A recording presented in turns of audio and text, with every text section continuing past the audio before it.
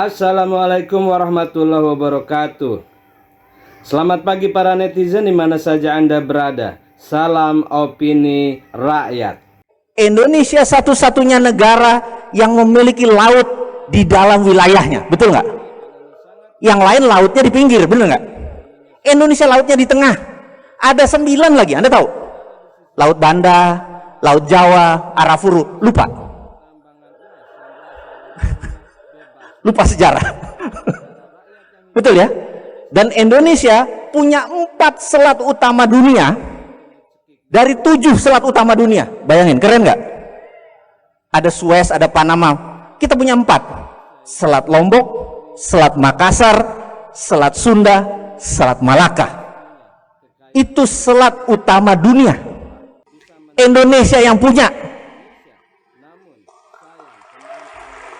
Australia 60% produknya dikirim ke Cina, nikelnya, batu baranya itu lewat Selat Lombok, Makassar langsung ke Cina, benar ya?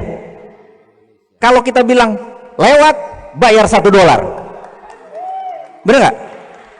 Dia nggak mau bayar, dia puter lewat Papua Nugini, lewat utara, ongkosnya 6 hari atau naik 5% lebih mahal, rugi dia, benar nggak? Lebih baik bayar, gitu ya. Kenapa kita nggak segitu berdaulatnya sih?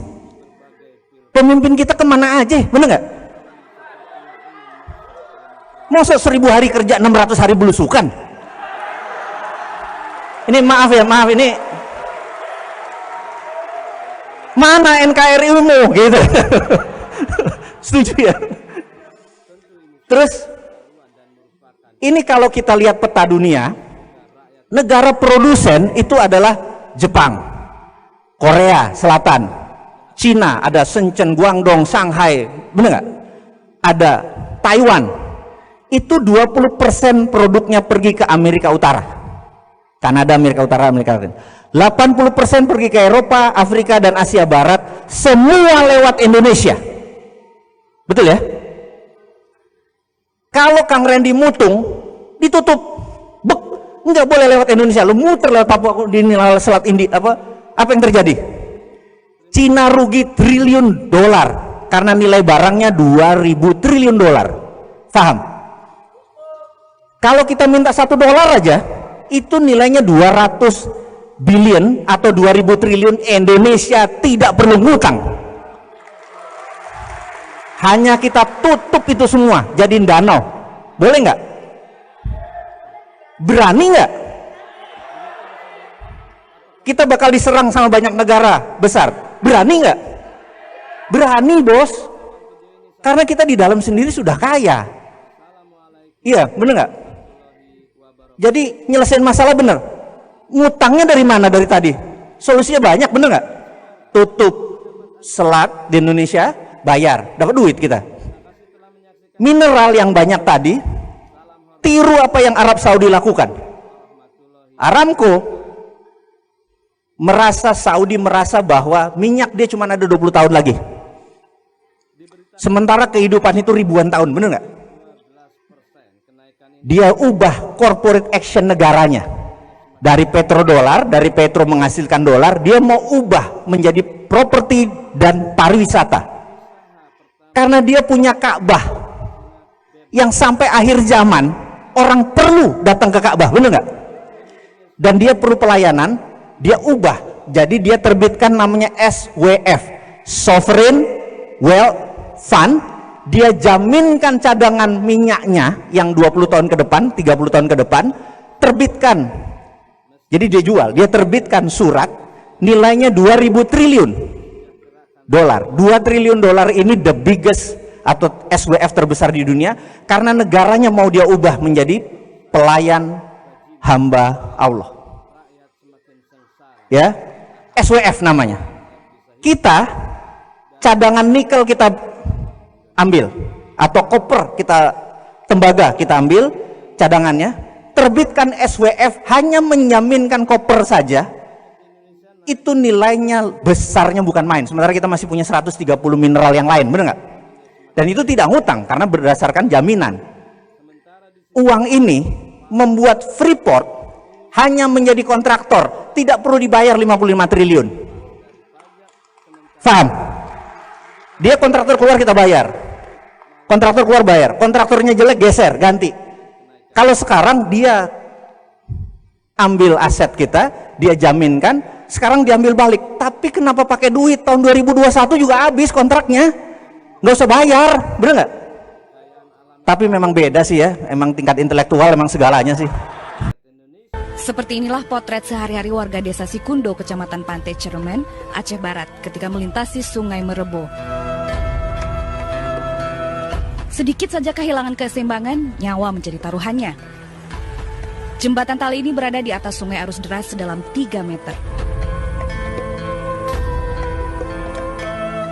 Warga desa Sikundo dan desa Jambak yang terletak di Kecamatan Pantai Cermin ini seakan luput dari infrastruktur yang layak selama puluhan tahun.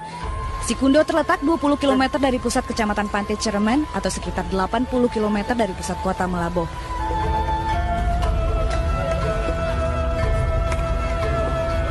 Tidak hanya orang dewasa, anak-anak sekolah berjuang dengan gigih melewati jembatan tali ini.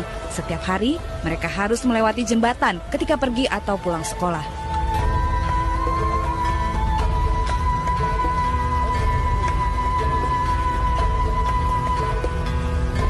Yang menarik kali Rempang ini adalah negara sudah terusir oleh oligarki di Rempang. Semua aparat desa, camat itu sudah harus keluar meninggalkan Pulau Rempang. Dan perusahaanlah yang masuk berkantor di situ. Bayangkan kantor camat itu yang berkantor adalah, camat diusir oleh PT dan berkantor mereka di sana. Jadi ini fakta. Kalau Pak Prabowo menyatakan tidak boleh ada dalam negara, Pulau Rempang itu sudah negara dalam negara real. Sebagai rakyat, terus terang saya kecewa sama Pak Prabowo. Saya pikir Bapak Prabowo ini bakalan seperti waktu di kampanye. Bapak bakal jadi macan Asia. Bapak bakal sehebat Bung Karno atau setangguh Pak Soeharto. Tapi nyatanya, ya, Bapak cuma sekelas Pak Jokowi. Pak, kalau untuk pertemanan, Pak, Bung Karno itu lebih dahsyat lagi daripada Bapak berteman dengan Pak Jokowi. Bung Karno punya 6 teman sahabat dekatnya. Itu semua dimasukkan penjara, Pak, sama Bung Karno. Bapak ingat Sultan Syahrir. Sultan Syahrir itu teman seperjuangannya, Perdana Menteri pertama di Indonesia. Dan orang-orang menyebutnya Tritunggal di Indonesia ini. Bung Karno, Sultan Syahrir, dan Bung Hatta. Itu dimasukkan dalam penjara cuma karena perbedaan prinsip, Pak. Terus Buya Hamka, Pak. Buya Hamka dimasukkan juga sama Bung Karno. Padahal itu guru ngajinya, Pak. Gurunya Bung Karno, yang sering besuk Bung Karno di pengasingan. Masuk, Pak, karena perbedaan prinsip. Terus Kartosuwiryo, Pak. Kartosuwiryo itu teman sekamar, Pak. Sekamar kos dengan Bung Karno. Kalau Bapak sama Pak Jokowi kan belum pernah sekamar, Pak. Ini sekamar, Pak, dimasukkan dalam penjara, Pak. Terus Muhammad Rum yang buat perjanjian Rum-Royen itu juga masuk, Pak. Itu teman-teman seperjuangannya. Safruddin Prawironegoro. Terus Kasman Singo di Mejo. Kasman Singo di Mejo. Itu semua sahabat, Pak. Sahabat karibnya Bung Karno. Terus Pak Harto, Pak. Pak Harto itu pernah memenjarakan Bung Tomo. Siapa di Indonesia ini yang gak kenal Bung Tomo? 10 November, Hari Pahlawan. Itu ada patungnya, Bung Tomo.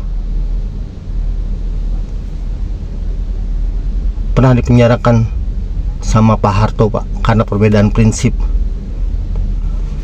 Pak Harto juga pernah mengasingkan Bung Karno, walaupun itu mantannya, seniornya. Itu loh pemimpin-pemimpin yang jadi impian saya, yang membuat Indonesia menjadi besar karena pandangannya demi bangsa dan negara, bukan demi teman, kroni, kelompok dan golongan. Sedangkan sekarang Bapak curhat ke rakyat, jangan pisahkan Bapak dengan Pak Jokowi.